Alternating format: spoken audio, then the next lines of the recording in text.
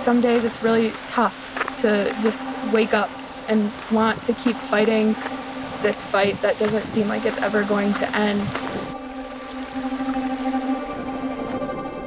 As climate activists and people who are paying attention to the science, and what it's saying is very frightening, and so it's very easy to become despairing and, to give up hope, or, as some people do, just deny that it's happening altogether.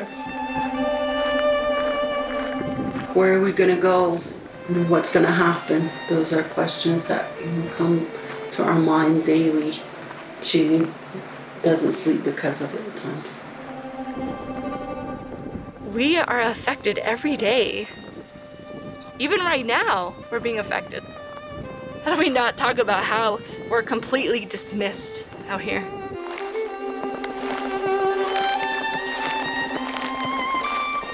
It's easy to be cynical, and it's easy to not do something. For me, it would be an easy way to live, right? If you think that you can't make a difference. It takes courage to be hopeful.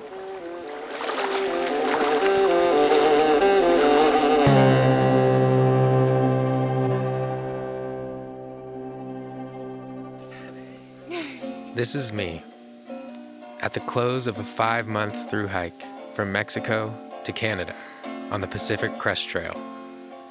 My name is Connor, but out here they call me Bard.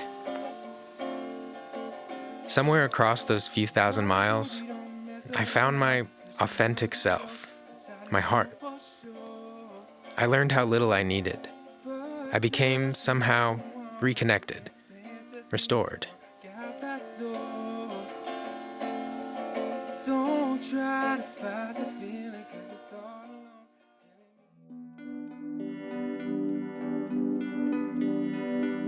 alone. This is also me, trying to navigate a different kind of wilderness.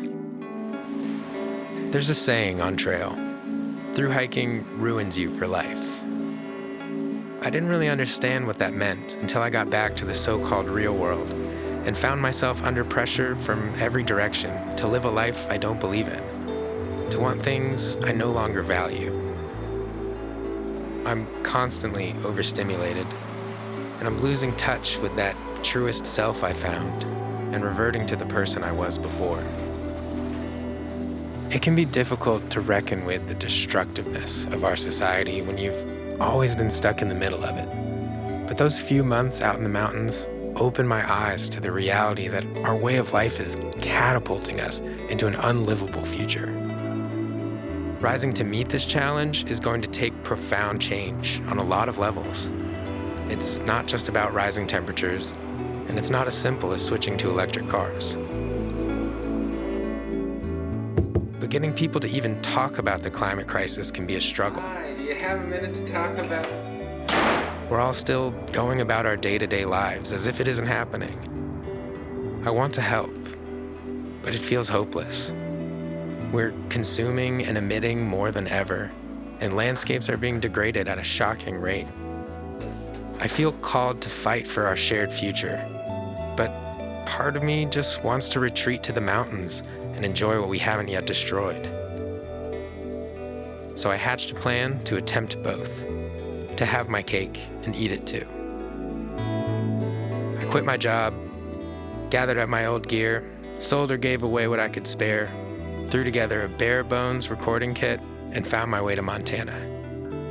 I'm going to hike the Continental Divide Trail and hopefully bridge a few other divides along the way, between despair and hope, apathy and action, and between Bard and Connor. I'm not exactly sure how to do that, but I'm going to seek out people who feel like I do, that is, terrified by climate breakdown, but who refuse to feel helpless, who are doing something about this crisis.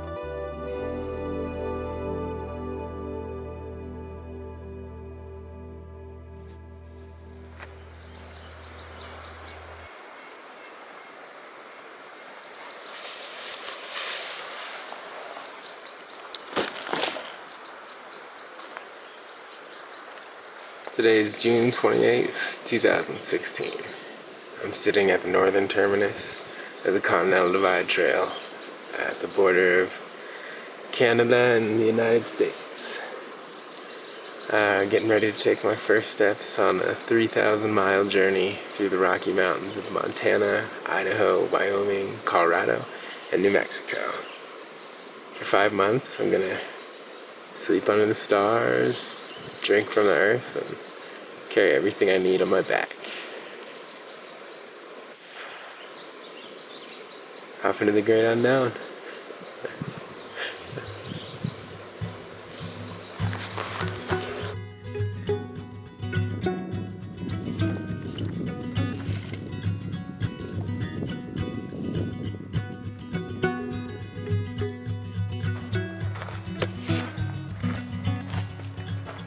I'm through with all this practicing, I'm done with this rehearsing. There's so much I wanna leave behind. Yeah, some will turn to dust, some will go to rust, and I guess some things will be just fine. Being on the CDT feels like returning home, like I'm being re-released into the wild, where I live in a constant state of childlike wonder.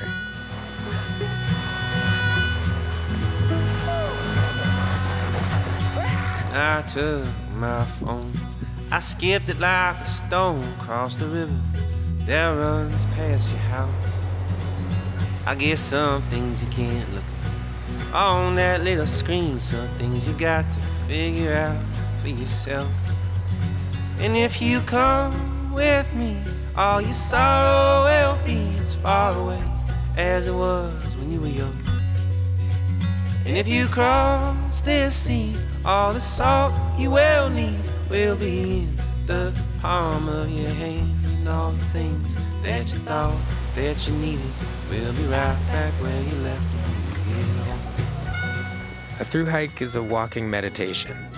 Rhythmic, simple, and raw, life on the trail grants the freedom to be present in each moment and to see as if with new eyes. Out here, I have space to actually think again, space to feel. Every sunrise in the hills, wild horses in the fields, all the blackberries will be washed off with the rain. I don't mean to oversell it, all the highs and lows will tell it, but you must admit it's time for a change. And if you come with me, all your sorrow will be as far away as it was when you were young. And if you cross this sea, all the salt you will need will be in the palm of your hand. And all the things that you thought that you needed will be right back where you left them. If you ever choose to, if you ever choose to, if you ever choose to, if you ever choose to come back home. The CDT is a bit of a step up from my last through hike. It's a lot more remote, and there are times when there's no physical trail to follow, just a route on the map. Out here, you aren't at the top of the food chain, and the weather can turn in the blink of an eye. It may be 2,700 miles away, but I'm heading south, to Mexico, and I'll get there when I get there. I expect to be alone most of the way, and I'm looking forward to that solitude. But for now, I'm grateful to be hiking through grizzly country with some friends I met on the PCT.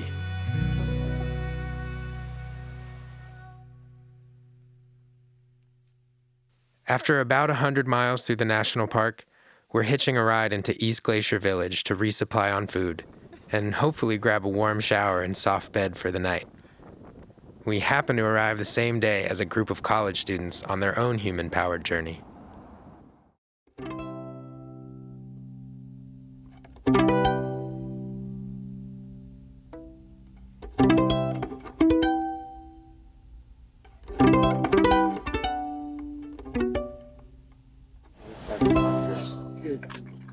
All right.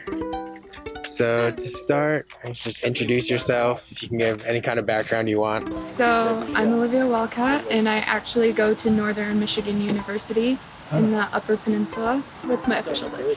Student co-coordinator for the Northern Climate Network there. I just finished my freshman year, And now I'm in Montana learning all about energy resources here. Cycle the Rockies is a Wild Rockies Field Institute and University of Montana course via bicycle tour. The students bike hundreds of miles across Montana, learning about global climate change and exploring the ecological, social, and economic issues associated with various forms of energy production and use. They're just a few days from completing their adventure.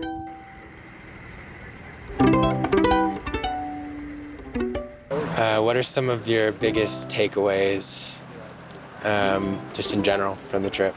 The message to not fight necessarily against something, but for something.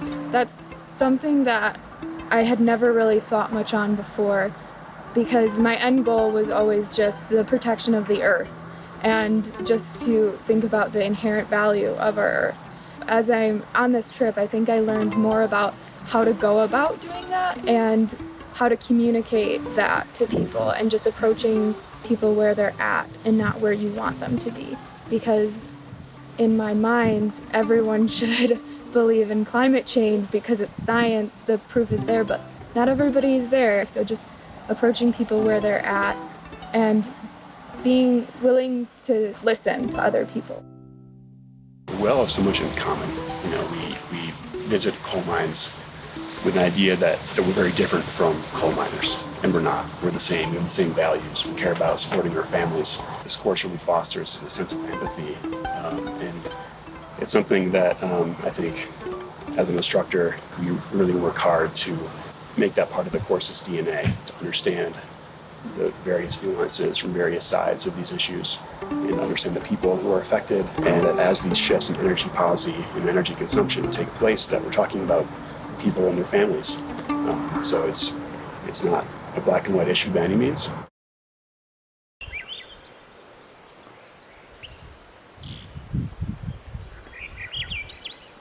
The cyclists and I went our separate ways.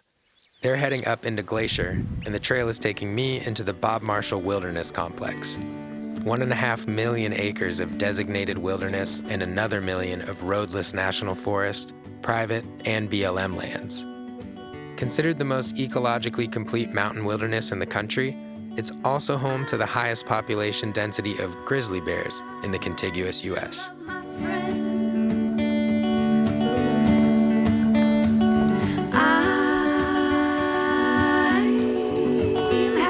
With them, smile lines in fashion, fears to ashes,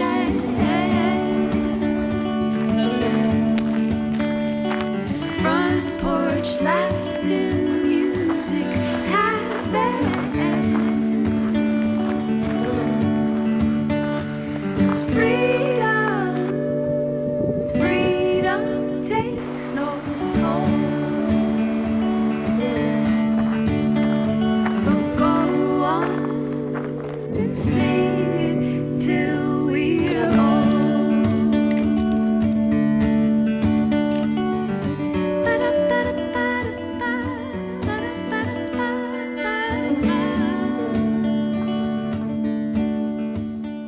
I'm starting to get my hiker legs back, and I'm resettling into the lifestyle of rising and setting with the sun, sleeping in the dirt, and eating dehydrated food. Oh yeah, not bad. And it's vegan. Ever since we parted ways, I've been thinking about the Cycle the Rockies students and the stories they shared with me. We'll sing along. Get in our big van, let's go. On the southern end of the Bob, the trail brings me close enough to Missoula that I'm dropping into town to meet the person behind the course who set all this in motion. Love and call it home. My name is Nikki Fear. I live in Missoula, Montana. I've been in Missoula for 20 years, and I teach at the University of Montana. I run an undergraduate program focused on climate change. It's interdisciplinary, so we attract students from all across campus, whether they're in the sciences or journalism, political science. The program gives students a really good grounding in the science of climate change and then the societal dimensions as well. Once people understand that we're massively affecting the climate, they often are very interested to understand what we can do about it, and that involves understanding humanity and dealing with ethics and understanding different policy choices, the economics of those. I have a whole internship program that I've created opportunities for students to get involved in the community depending on what their skills and interests are. Some teach climate change in high schools, some are developing policies, some are doing community art projects. In my dissertation work, when I organize these community conversations to bring people together, talk about how we problem solve, how we deal with addressing climate change in our community, I surveyed people to ask about how they were engaging just in that process of the deliberation. And I had measures that related to people feeling like angry and frustrated, all the way to like creative and hopeful and optimistic. What my results showed is there are some people who just approach issues with a greater sense of agency, like a can-do attitude. And when we looked at the conversations, like the narratives, the groups that had more of the people who were open-minded, looked at a problem and tried to find solutions and kind of drew on their other knowledge, it made for just a much richer conversation, a much more productive conversation. But there certainly were tables with individuals and more of a collective sense of like doom and gloom. And whenever their problem was addressed, people would just kind of spiral into negativity. And it just made me see how to get through this climate change issue, like we need that hope and optimism. We need people who have a capacity to be kind of creative problem solvers. And it relates to this whole sense that I'm interested in. Where do we get our sense of agency, our purpose, our sense that we can affect the change that we want to in the world? So I think it's really important to get people out, involved in dialogue, and giving them a chance to do something with their education in that manifestation way.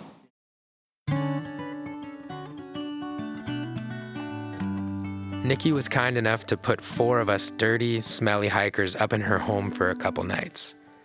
She also introduced me to a few of her neighbors. My name is Kate Campbell. I'm 66 years old and I'm a retired railroad brakeman. I worked on freight lines in Montana, Idaho, and Washington. Yeah, my name is Lee Metzger. I love this place. It's meant a great deal to me. I've spent a great deal of time in the backcountry, and I did a career as a wildlife biologist and then became involved in activist organizations in support for wildlife preservation. About 2 days after I retired, I realized that I had the time and the energy to devote to climate change activism. And I was drawn to climate change based on growing up in a very science-rich family environment.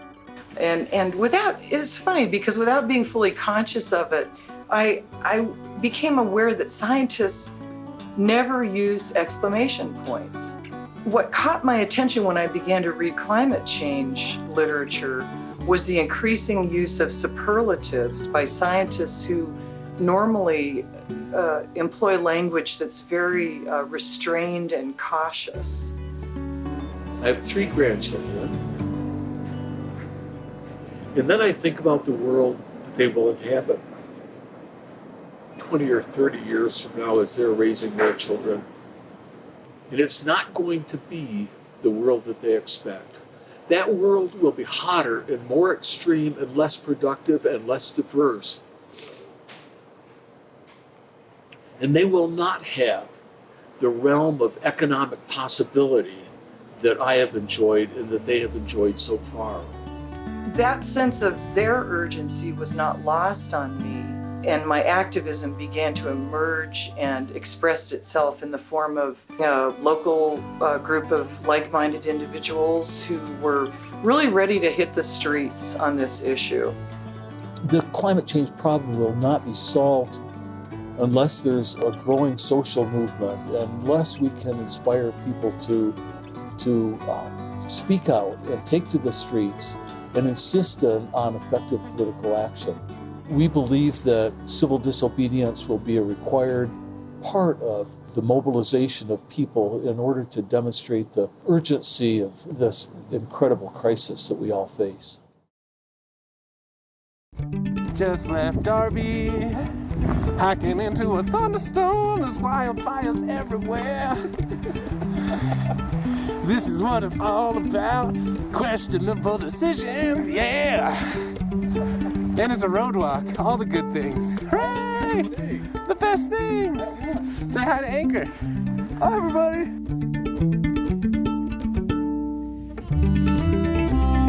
We are sitting in a little stand of trees waiting out for what you can probably hear. It's starting to rain on us too. Big thunder blast going pretty much all directions. We're at like 78, 79, and that's about as high as it gets around here, so we're gonna hang out a little bit. We're gonna sit under. Maybe eat some snacks, you know, do hiker things. Try to stay dry, not get fried. Yeah, we don't want to get fried. No. We don't get fried. Original recipe or extra recipe?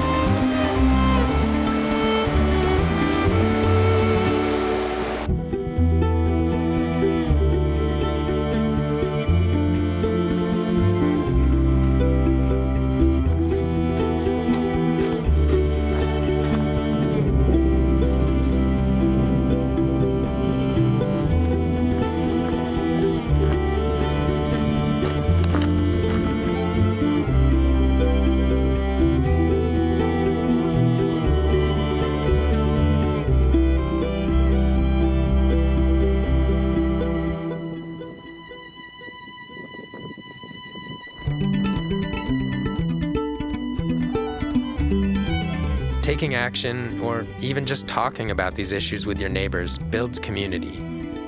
Community is important for a lot of reasons, one of them being that collaboration and people power are among our best tools for leveraging change. I'm off to Billings to meet someone Olivia told me about who banded together with her community to stop what would have been the largest open pit coal mine in North America.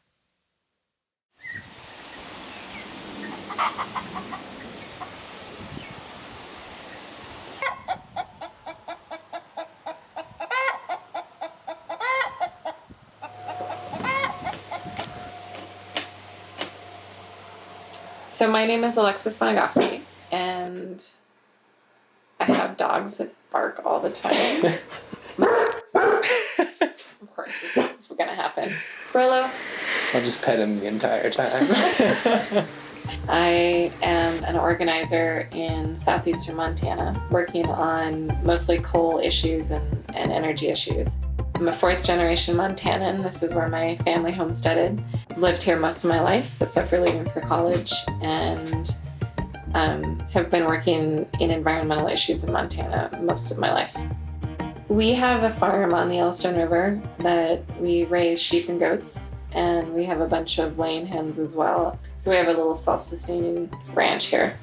In 2010, Arch Coal requested from the state of Montana that they put the Otter Creek coal tracts up for lease. Eastern Montana was getting that, it's Eastern Montana, that's all they have. That's all that they're worth, you know? It's like, what else are they gonna do? You know, this is our chance for economic prosperity. There's this feeling that there are places worth protecting and places that are worth developing. And it really is about that sort of postcard beauty. You know, it's like, well, you know, the mountains and the mountain streams are beautiful, and people actually don't really know what Eastern Montana looks like. The people usually don't go east of Billings. And so the thought of a coal mine in Eastern Montana was kind of like a shrug to a lot of people. The state land board went against thousands and thousands of Montanans who were saying, you know, don't lease this coal, it's a bad idea, for various reasons, climate change, property rights, and they instead leased, the total coal was about 1.2 billion tons of coal, which, if developed, would have been the largest coal mine in North America. Everyone knew what we were up against. Everyone knew we were up against a huge coal company. We were up against billionaires, Burlington Northern, Santa Fe, Warren Buffett, Forrest Mars. You look at that and you think, what can we do? Keeping fossil fuels in the ground is one of the most important tasks for preventing climate breakdown. But it's not enough on its own. Alexis sent me up the road to meet a friend of hers who understands this. I'm Steve Charter, and I'm a third generation rancher, and my daughter would be the fourth generation, and little Stevie hopefully will be fifth generation. We're kind of on both fronts because, we think we need to transition away from coal, and, we've been working on that a long time. That just simply stopping it isn't going to solve the problem, so we've got to be exploring about ways to get the carbon dioxide out of the air. We mainly think about fossil fuels, but a really big percentage of the carbon dioxide in the air actually has been released from the soil through farming practices and bad grazing practices. So we're experimenting with how to reverse that, and there's some really exciting stuff going on. I'll give a quick kind of scientific explanation of how this works, and knowing that I'm not a scientist at all, but plants like grass or any kind of a crop carry on photosynthesis, and in the process plants take carbon dioxide and oxygen out of the air. They release the oxygen, but they take the carbon dioxide, and with the energy of the sun and then with the water, those plants convert that to simple carbon chain glucose, which is the very simple sugar, and that's the energy the plant runs on. But they only use a percentage of that, and so 40% of that glucose is leaked from the roots into the soil. In a healthy soil, all around those roots are all these microorganisms. When it's working right, every time that goes through a process, that carbon chain gets longer and more complex. Eventually, you have these really long carbon chains, and that's what we think of when we see that really good black soil. That's humus. A lot of things we've done in agriculture has upset that balance of the microorganisms in the soil. When we over-till the soil, or when we spray it with pesticides, or when we put non-organic fertilizers on, all those things kill those microorganisms in the soil or changes the balance of them. What we're understanding is there's things we can do to restore the balance of that microbiology and get that process going where we regenerate the soil. So that's kind of what we're doing today with the truck, putting a biological stimulant out on the grass. We always thought soil building was this really slow process that took hundreds of years, but in reality, we can build soil and build carbon much faster than anybody ever thought was possible. When I started hearing about this work of Christine Jones and these other people, that agriculture might be part of the solution to climate change, then I, got really excited. One thing that needs to happen is that if we can demonstrate that through agriculture practices you can put carbon dioxide from the air and store it securely in the soil, that could be something that farmers and ranchers could be paid to do, because it's worth a lot to society to do that. It's a challenge. Anything new like this, and innovative, we're kind of shifting from the top down where the scientists, come out and tell everybody what to do, versus farmers and ranchers are kind of leading the way. So on top of boosting the health of soils on his range, Steve is capturing CO2 from the air and storing it safely in the ground. Now, I have to mention that, in general, the production of beef is responsible for a huge portion of greenhouse gas emissions, and one of the most effective changes we can make in our personal lives is to eat a more plant-based diet. But if a cattle rancher can orient his life and business around working towards a livable future for all, I think the rest of us can probably try to do so as well. Oh, yeah. Yeah! Oh, it's only for forever. A bridge. To get from one bog to the other bog. Bye, Idaho, Montana. Hello, Wyoming. 1,000 miles down.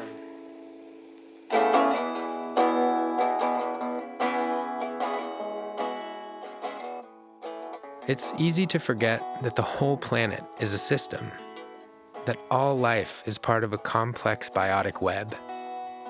But when you walk a long stretch of land, you witness how different ecosystems overlap and ease into one another.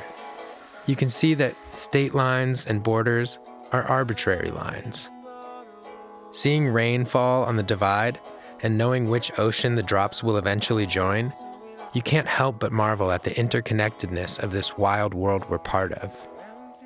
For me, hiking is a window into the reality that the divide between humans and the natural world is just a myth we've been telling ourselves. Wyoming is deep coal and cattle country. To be honest, I wasn't sure what I'd find in the way of climate activism here, but in the town of Lander, I discovered the deep love that the people of Wyoming have for their home. The Wyoming Outdoor Council works on a lot of behind-the-scenes projects, a lot of projects that involve lots of tedious work over a long period of time. It's about bringing information to citizens and asking what citizens want to see in this state. We've had a lot of great successes in being that bridge between citizens and decision makers. I think the state of Wyoming would look a lot different without those efforts. Maybe we would have development in places that people actually wanted to preserve, or we would have nuclear waste storage in places that citizens didn't want it, or less healthy wildlife populations because people hadn't been aware of the opportunities to preserve migration corridors. So it can be tough in a state where mineral development is such an important part of your economy and where grazing is such a big part of your heritage to find those places where conservation is going to be the priority. I think being a grassroots Wyoming-grown organization helps us understand those issues maybe even better sometimes than organizations who have a national focus.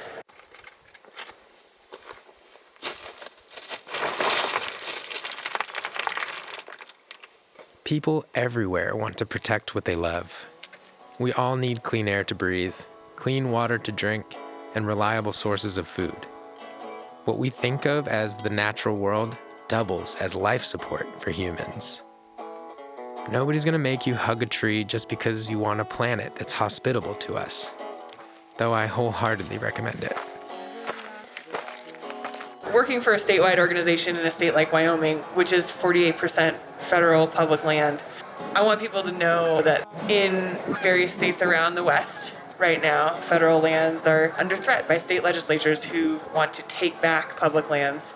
It's really important that Americans realize that public lands are their birthright and that many state budgets would not allow for them to manage these lands effectively as the federal government can. What we see in other states around the West is that when states take over federal lands and can't manage them, they end up selling them, which means they're not public anymore and you can't access them for recreation, for ranching, for grazing, all the things we love them for.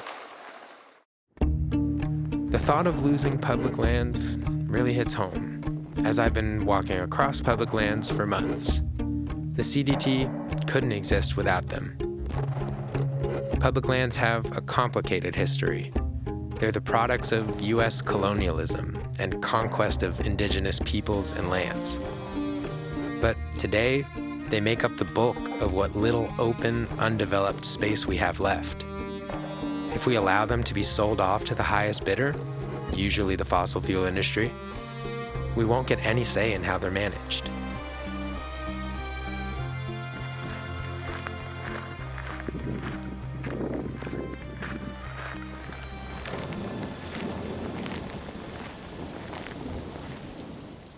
Made it to Colorado and am greeted with a hailstorm.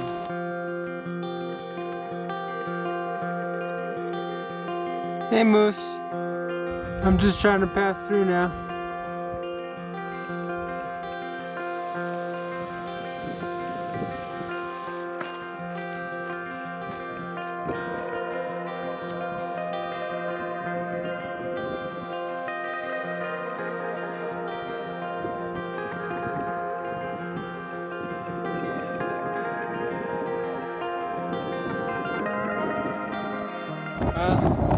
It's not cold enough to stick, but after that crazy hail last night, I'm finally getting my first snow of the CDT. It was gonna happen sooner or later.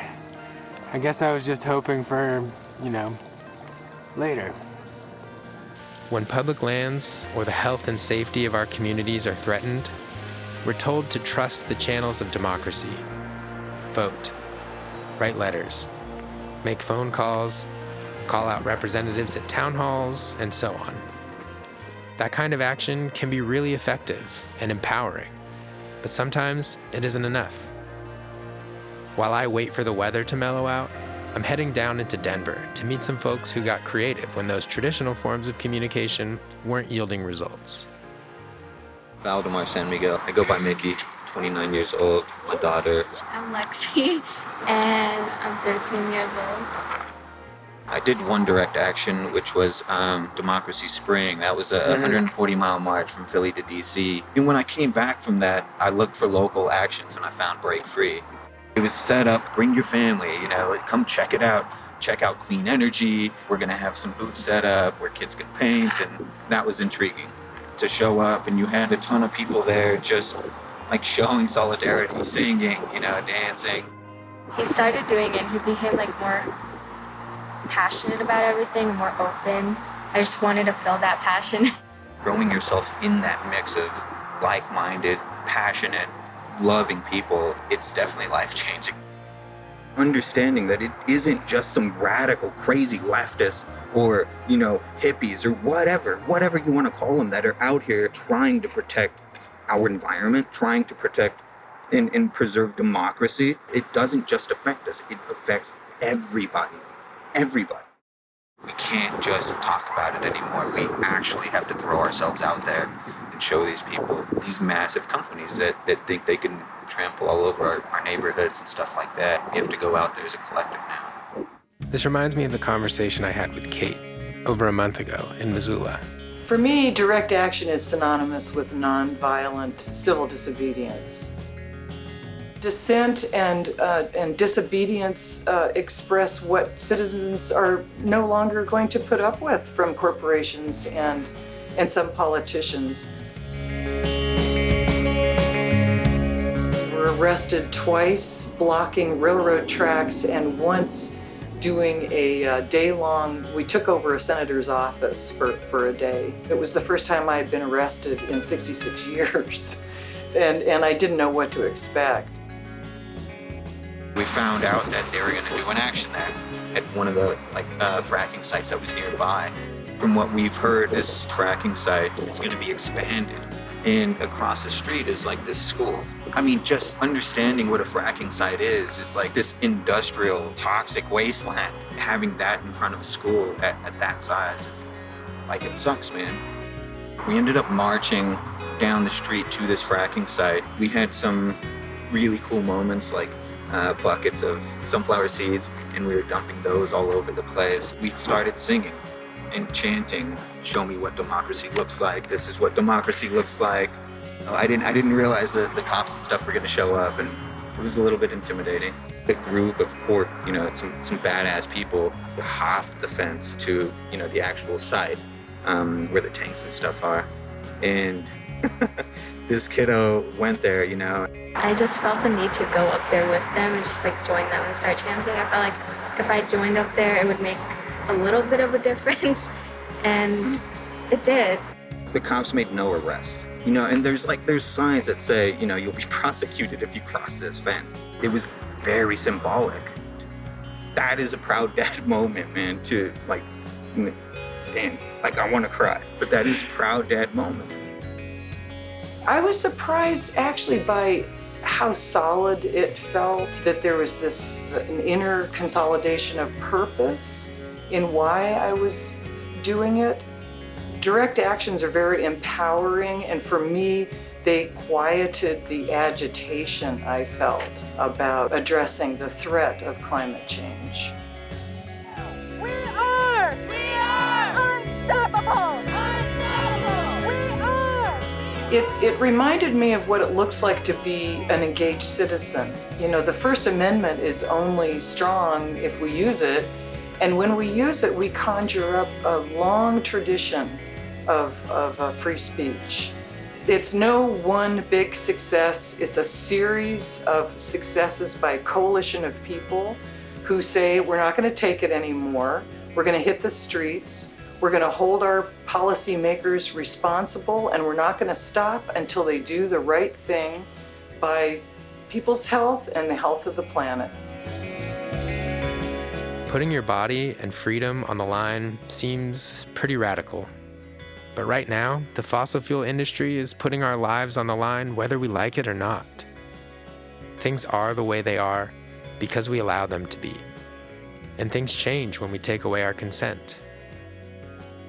Direct actions and nonviolent civil disobedience can certainly drive change, but it helps to be operating within the legal channels as well. Mickey suggested I head to Boulder to talk with someone experienced in both.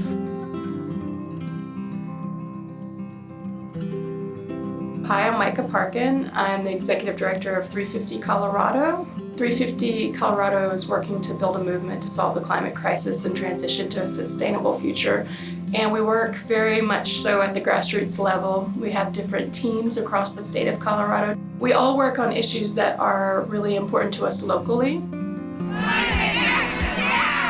One of the biggest issues that we're working on here in Boulder is the localization of our energy. It's incredibly important for local communities to have a say in the kind of power that they want to be consuming.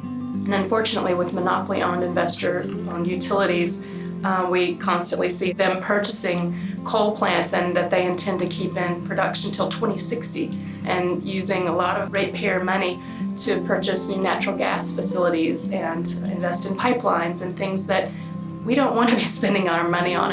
At this point in history, we know that we can't continue to use fossil fuels and stay addicted to it as we have been the last 100 years. And in fact, this past September, a report came out from Oil Change International saying that if we are to be able to stay below 2 degrees Celsius temperature rise, as we promised in Paris last December, then we can't burn any new fossil fuels.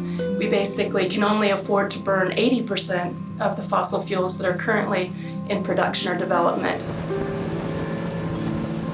If we own our own electric utility, then we have a say of where our power is coming from and how any sort of profit that we generate through our local electric utility is used. Rather than going in the back pockets of multi-million-dollar CEOs, it can be going back into our local community, keeping the energy dollars locally. As long as we're basically working with an investor-owned utility that refuses to allow people to purchase 100% renewable energy, then we're basically being force-fed fossil fuels, and that's something that is unacceptable. Welcome to my humble abode. This is the vestibule or front yard or backyard, what have you. Kitchen, closet, bedroom, dining room, living room, underground hot tubs over there somewhere.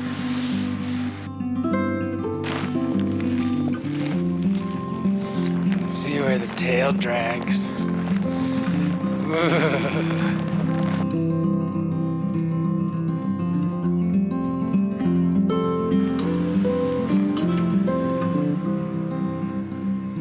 I love the sound of a community-controlled energy utility, and obviously 100% renewables would be amazing. Is it realistic, though? Can it be done anytime soon?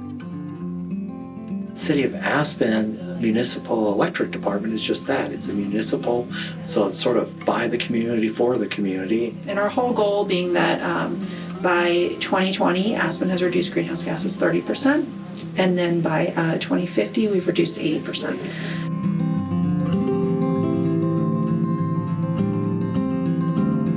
One of the identified goals was to become 100% renewable energy by 2015, which was accomplished in 2015. We're about 46% hydroelectric, 53% wind, and 1% landfill gas. And so this is a case of green energy being produced and put onto the grid. We looked at how much progress we were making a few years back and were very sorely disappointed.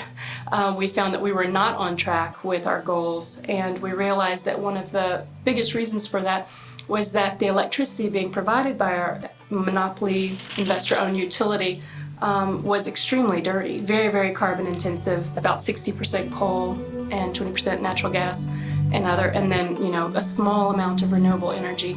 And we realized that we were going to continually be swimming upstream against this really dirty electricity supply, regardless how much money our city was spending on energy efficiency programs and transportation and renewable energy programs, that we were going to have a really hard time if we could ever reach our goals of carbon reduction at the levels that we know we need to be doing to do our part. The city started to look at different options, and they tried to work with the investor-owned utility, got nowhere basically.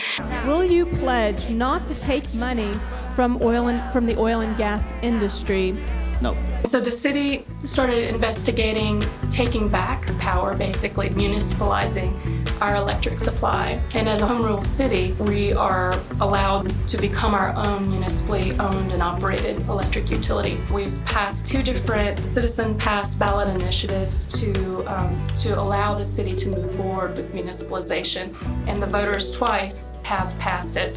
And that's because, thank heavens, we're at a point in history right now where renewable energy is actually at cost parity and getting cheaper than fossil fueled energy.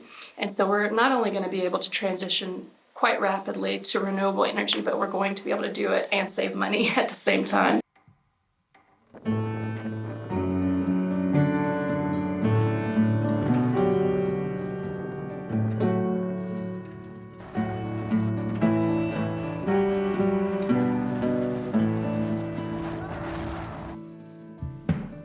Aspen is doing the rest of us a service by proving that 100% renewable energy is more than a pipe dream. But there are some caveats. They still use natural gas for heating, and in my opinion, due to the detrimental impacts on local ecosystems, hydro isn't exactly a clean green energy source. Don't get me wrong, it's still a huge accomplishment, but there remains work to be done. Boulder has the right idea, but it's been a long process so far. They've been fighting for public control for about a decade. Both communities are pretty affluent and are known and loved by people all over the world. So if it's this hard for wealthy communities, how's it going to play out for those with less privilege? Climate is such a sprawling issue. It's easy to get tunnel vision, but there's so much more in play than carbon dioxide.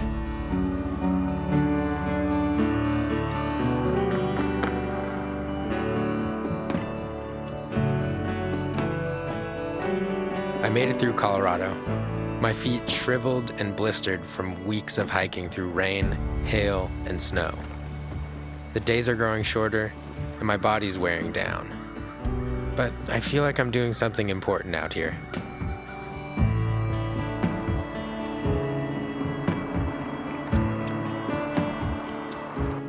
Something I've heard from a lot of people is that transitioning away from fossil fuels would mean a return to the Stone Age. To me, that's a failure of imagination. A friend back in Portland gave me a lead on a place in Taos where people are employing creative solutions that prove we can have regenerative, self-sufficient lives without lowering our quality of life. Hi, my name's Rowan Guillot-Sutherland. I started working in the field of sustainability with the UN, international organizations, NGOs, etc. And I didn't feel that, there was enough done. I felt that, the issues were too pressing, and that I wanted to feel like I was doing something, personally to try and be part of the solution. Through this journey, I saw that the relevant solutions are always at the local level. I learned about airship architecture, and it was able to take a lot of these solutions and create a kind of a sustainable house. We have this kind of linear economy where we extract, produce, consume, and then throw away. What we're trying to enter now, and what people have done for centuries, is a kind of circular economy. An earthship is a type of passive solar house that is made of both natural and upcycled materials, such as earth-packed tires and plastic bottles. Earthships address 6 principles: building with natural and recycled materials, self-contained sewage treatment, water harvesting and long-term storage, thermosolar heating and cooling, solar and wind electricity, and some internal food production capability. And as you can see, we have different plants. We have comestible plants, and we're right here in the winter, sub-zero temperatures, and inside of our house we have tropical fruits growing. So the idea is to basically need the least amount of maintenance possible for systems to work by themselves. These solutions, are starting to come out, and people are realizing more and more that we do need to go in this direction. It's quite disconcerting to see to what extent our lives depends on oil. It's not only for our car, but it's also our food, clothes, and everything else that we depend on. What these houses do is that once they're built, you having your own energy, your own food, your own water, you do not depend as much on that resource. If people can be as autonomous as possible with at least the energy, the water, and the food, then most of our problems on this planet would be sorted. Playing defense is necessary, but exhausting. I wish we only had to focus on the vision we're working towards, a vision for the future. For me, that means a just and equitable transition to a radically localized world. Earthships are an example of what a home could look like in that world. Imagine if every building incorporated these principles, or even just one.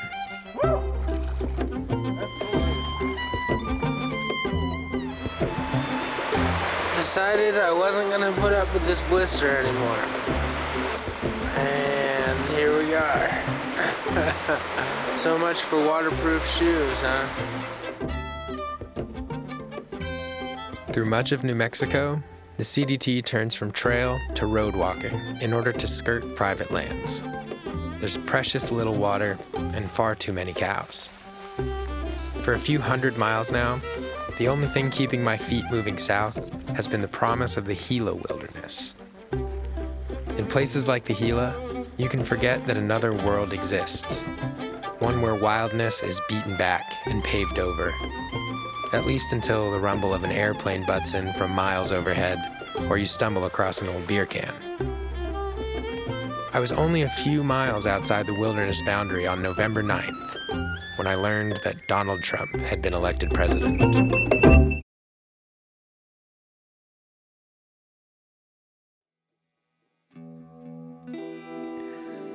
A place more biodiverse than Yellowstone, home to jaguars and eagles, alligator juniper and ancient ponderosas, even Mexican gray wolves, one of the most endangered mammals in America.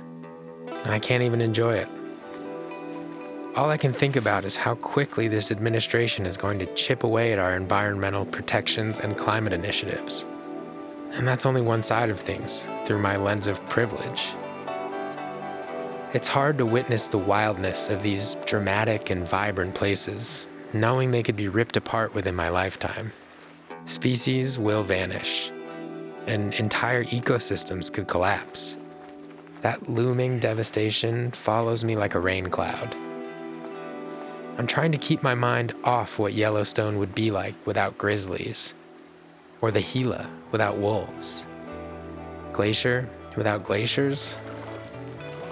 I don't know what to do, other than keep hiking and keep talking to people.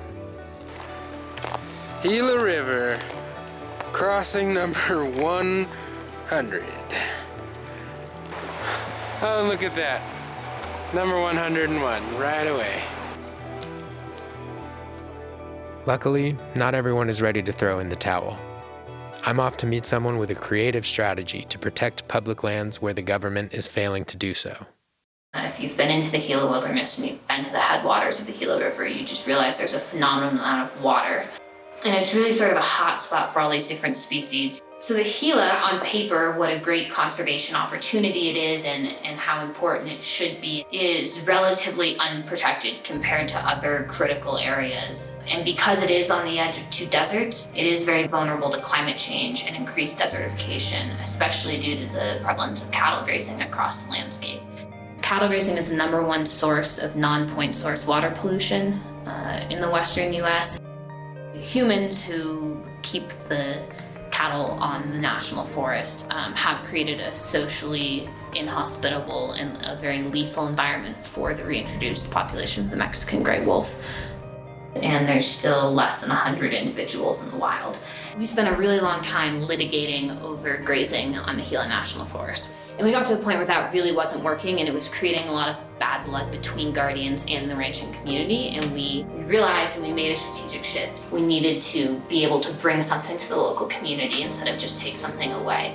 So what we do is we come into ranchers and say, we don't want to own your grazing permit, but we want to pay you to waive it back to the Forest Service. We pay them at market rate, so it's what they would get from any other rancher. Out of a wilderness designation, it's really one of the most environmentally significant things you could do for any acre on any piece of public land. You know, there's a lot of demonization of environmentalists in the ranching community, the way environmentalists tend to demonize ranchers. And you know, I go down there and I walk into a coffee shop or a bar and they go, well, you're not from here, sweetheart. And sometimes I say I work for Wild Earth Guardians. I closed the Deep Creek allotment. We wrote that check, blah, blah, blah.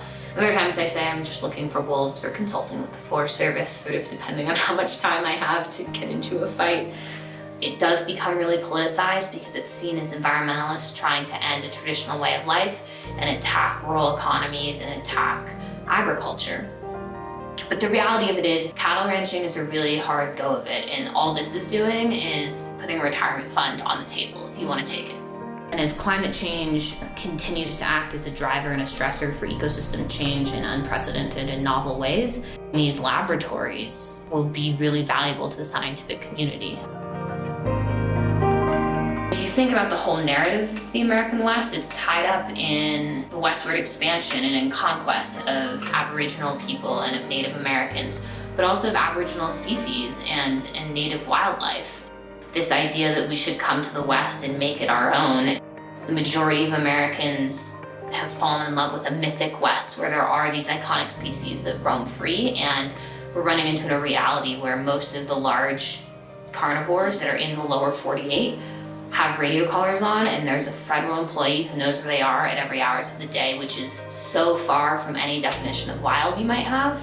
And I think we're getting to a point where people are willing to say that's not the West I believe in and that's not a West I envision.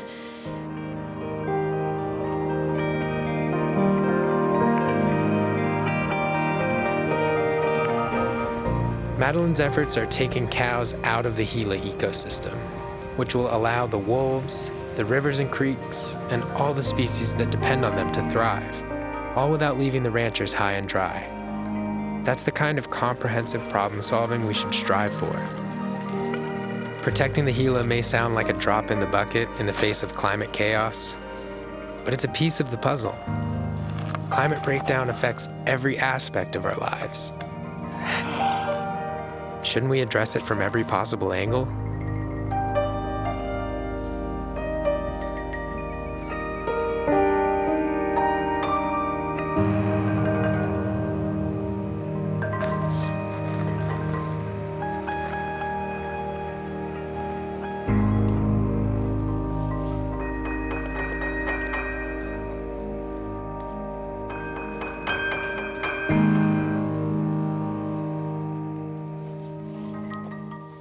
The Four Corners area of Utah, Arizona, Colorado, and New Mexico is an oil and gas hotspot.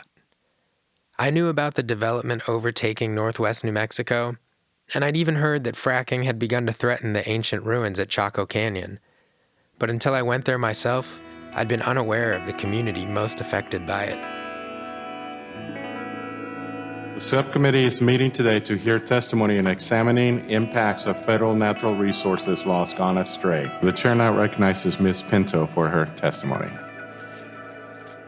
Yat a she estan Washington ship touching shlo ki ani bashichin aro nakai dene dashache aro ashihen dashanale. Thank you, Mr. Chairman and Ranking Member, for the opportunity to testify before you today. Well, my name is Kendra Pinto, and I'm from the Twin Pines area. And this place is mostly Dene. We're on the very edge of the Navajo reservations. This is a place I grew up in. This land has always been natural. And now that it's changing in front of us, it hits right here. because it's a place that I feel like it's required of me to stand up for it. So this is a checkerboard area, and we have BLM public, Navajo trust land, allotments, state land, and privately owned land.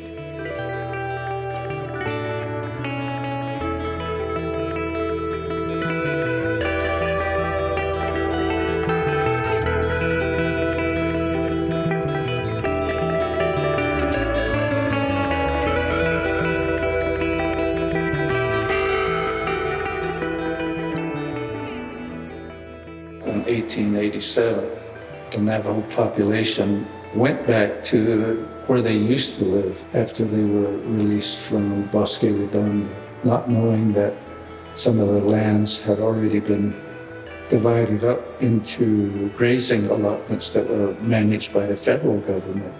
The BLM is offering some of these tribal trust lands for oil and gas leases, not even considering the people that live on that landscape.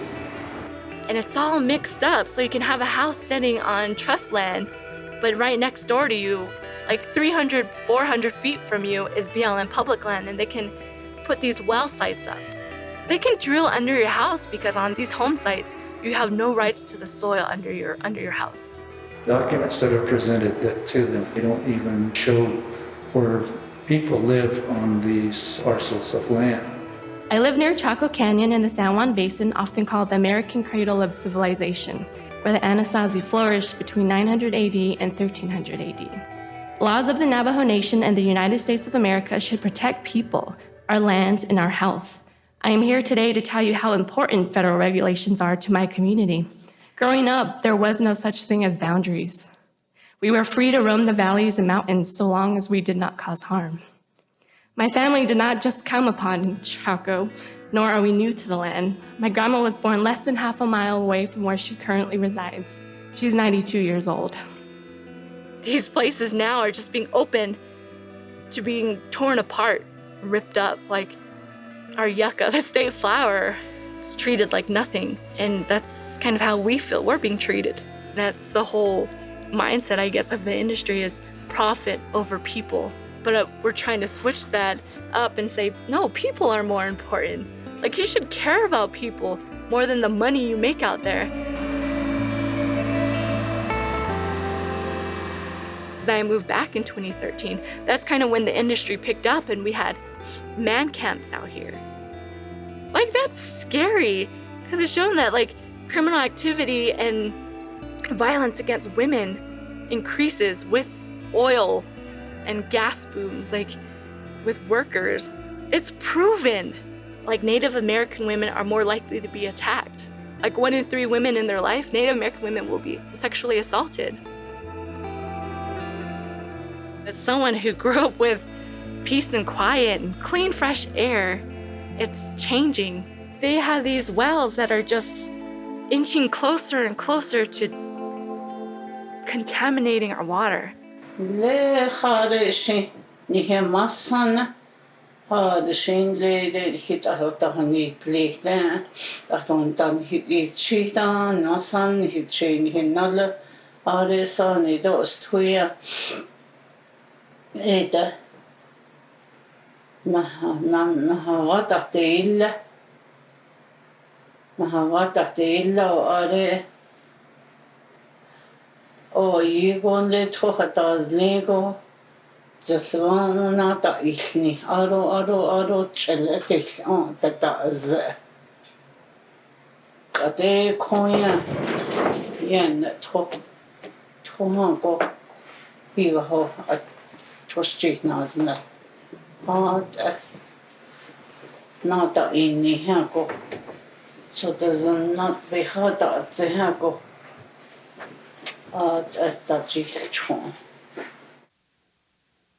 This is what can happen when our public lands are mismanaged. Fossil fuel extraction poisons the very lands our ancestors stole, right along with the people we took them from. We're in the middle of the desert, so this water is the only water we have. Like, we know that whole saying, water is life, but they're staying up in Standing Rock. We understand that. Before, it was always like, what if this happens? What is the worst case scenario that can happen out here? In July of 2016, there was a massive explosion in a nearby community. The WPX well site fire in Naizi, New Mexico forced the evacuation of 55 residents. Some have yet to return. 36 storage units holding oil and fracking fluid caught fire and exploded. The closest home sits less than 350 feet away. And now that happened, it's not even a what if now, it's when will it happen again? To me, it was as though the people didn't matter, that the oil was more important, and instead of coming out and extinguishing it and treating it like a hazardous site, they didn't care. I believe that there is lies that were told to the community member to give up their land. And that's pretty much what I believe. So it'll create jobs. It'll help your town. No, we know for a fact out here that's not true. It's crazy to know in this whole area out here, like $12 to $14 million was made out here. And that's what I mean about the whole stupid idea of it will boost the local economy. We don't even have a fire department. The resource management plan, the 2003 RMP doesn't even address fracking. And with the July explosion that happened, there was no emergency plan either. No evacuation plan. So there's no plan to keep the people safe here. Like, how do we not talk about that? How do we not talk about how we're completely dismissed out here? When I lived in Southeast Kansas, I saw the jobs that were brought into the community. When they put in a site, they fenced it off to keep kids out, to keep livestock out. They gated it off. They talked to the people in the area. They had a total different respect for the people in the community. But I'm not seeing it here. And it needs to happen. They don't think about the people who live there, people who call this their home and refuse to leave because this is our home. Like, you can't keep pushing us out of lands. And that's what has happened with Native American history. And I think that should be talked about more. You know, America is like land of the free, like where you come to be successful, but people don't look at how America was actually started. Native Americans know more than any other people here. Genocide, I know that word is not used because they're not going to admit they did that to us. I don't think they'll ever admit that. The environmental justice aspect addresses people of color, minority population, the low income, the poverty stricken areas. And in all those categories, we can check a box right there next to it. You know, where are we going to go? And what's going to happen? Those are questions that come to our mind daily. There's wildlife being pushed out of their homes too when these 5 acres of land are cleared for a fracking site. Like, we've had an increase of rattlesnakes being near front doors. They never really came around us, but now they have nowhere to go. This all sounded kind of familiar. You know, there's certain communities that politicians look at it and say, all you are to us and to the rest of society is what is under your feet. In southeastern Montana, the broader community is made up of a bunch of different smaller communities, and there's the Northern Cheyenne people who have a reservation there, and there's the mostly white ranchers that have land around the reservation. There's a small Amish community on the Tongue River. They all have their own culture, their own way of doing things, but they were all going to be impacted by this mine and the railroad. It's not a community with a lot of people. It's not a community with a lot of power. Like, no political power. Like, literally none. You know, most of our politicians are just like, whatever. The Northern Cheyenne have been protecting that area for, you know, I mean, against coal mines and coal pollution. They've been sort of the stalwart in that community, and they were probably the biggest reason that we ended up being able to stop the mine and the railroad. And they're relationships with the ranchers and the Amish. All three communities ended up working together, and really this coal mine was the catalyst to actually bring people together that maybe would have never talked before or had any incentive to work together. We get in these echo chambers of our own views, but really, like, when you sit down and have coffee with people and you sit down and spend years talking to people, pretty soon you develop these relationships that you realize that we actually have a lot more common than we think we do.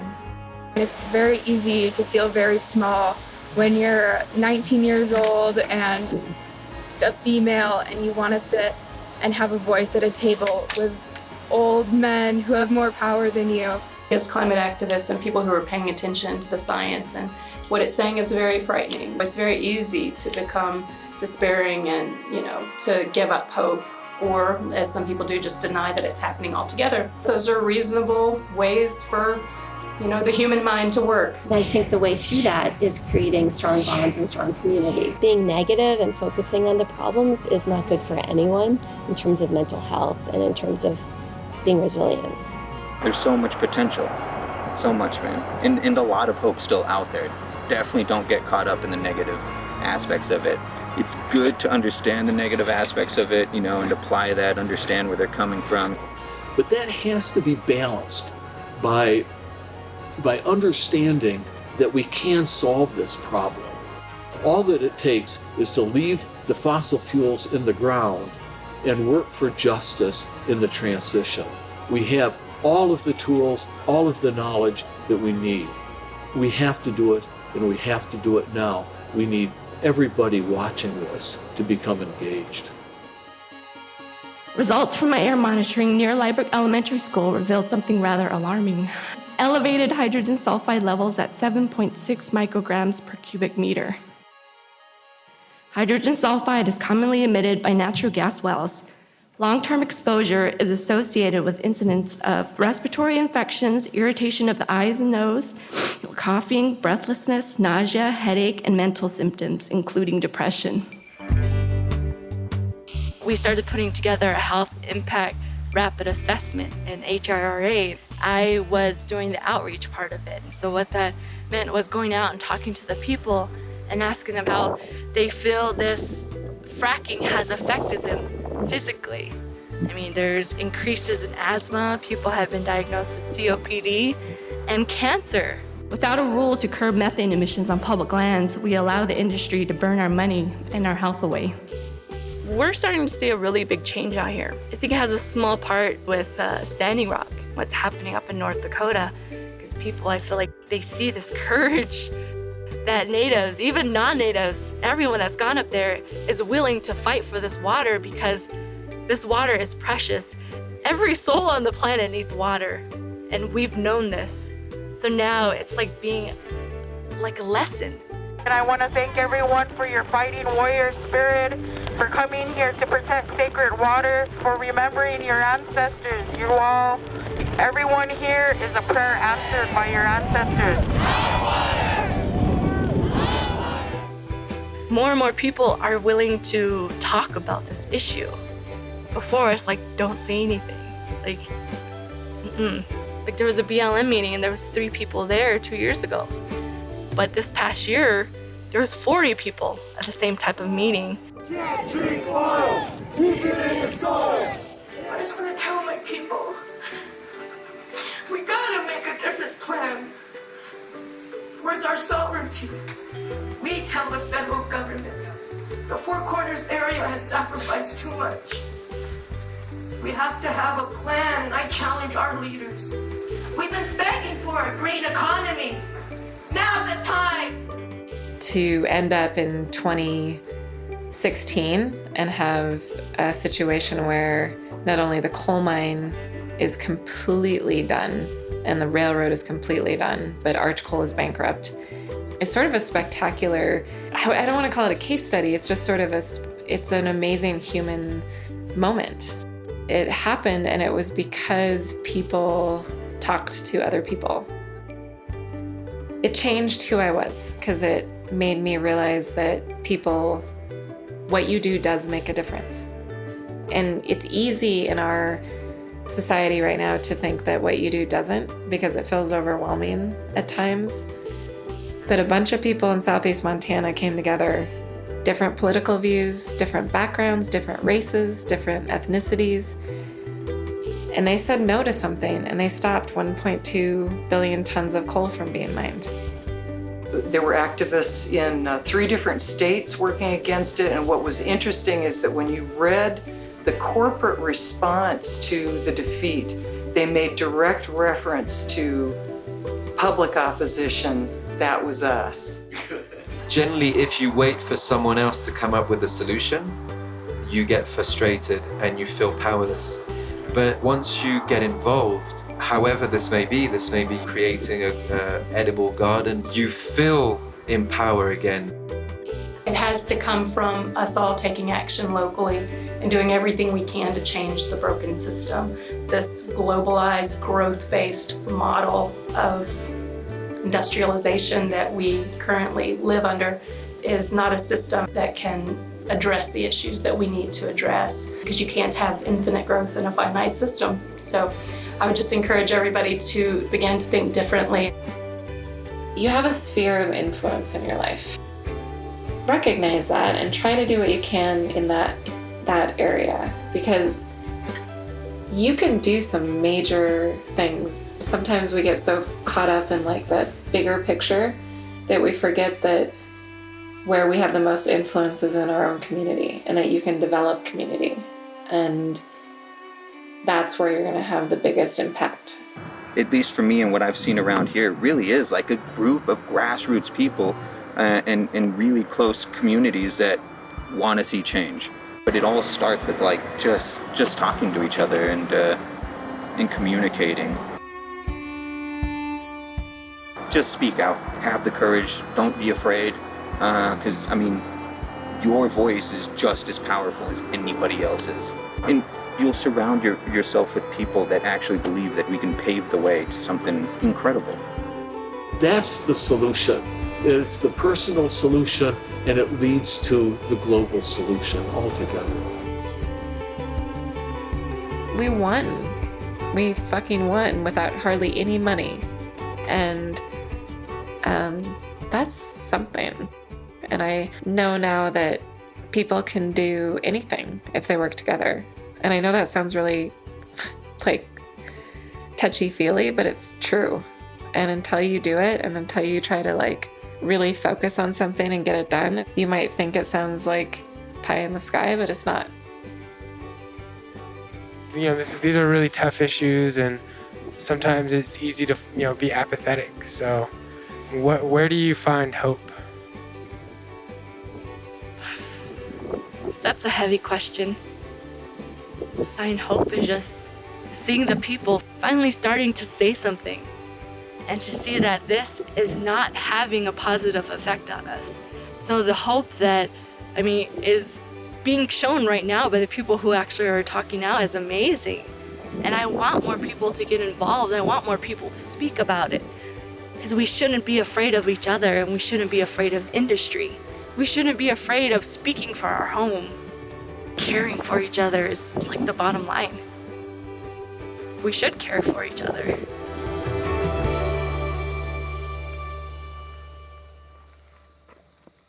How's it going, buddy? Whoa. Whoa. Whoa, Nelly. Hey, how you? Whoa.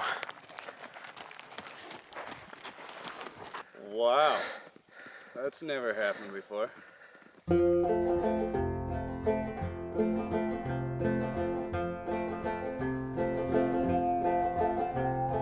Turning in the grain again, the bells begin to chime. Time, she says, there's no turning back. Keep your eyes on the tracks through the fields. Somewhere there's blue. Oh, time will tell, she'll see us through.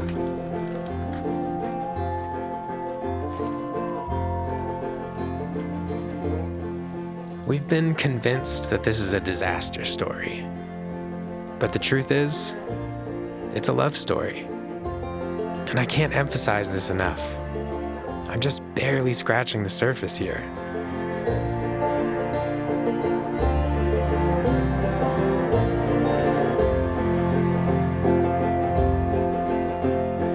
Howling out the windy hills, and all the time we took, you should know just how it steals.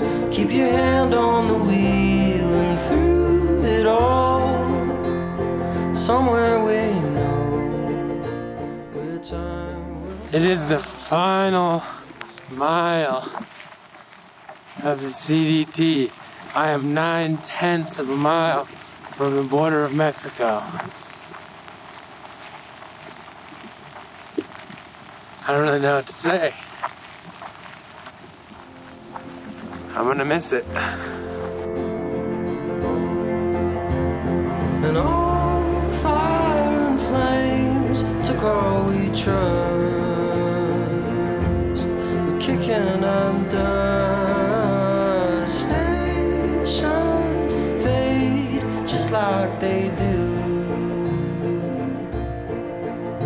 Old time will tell, we always knew.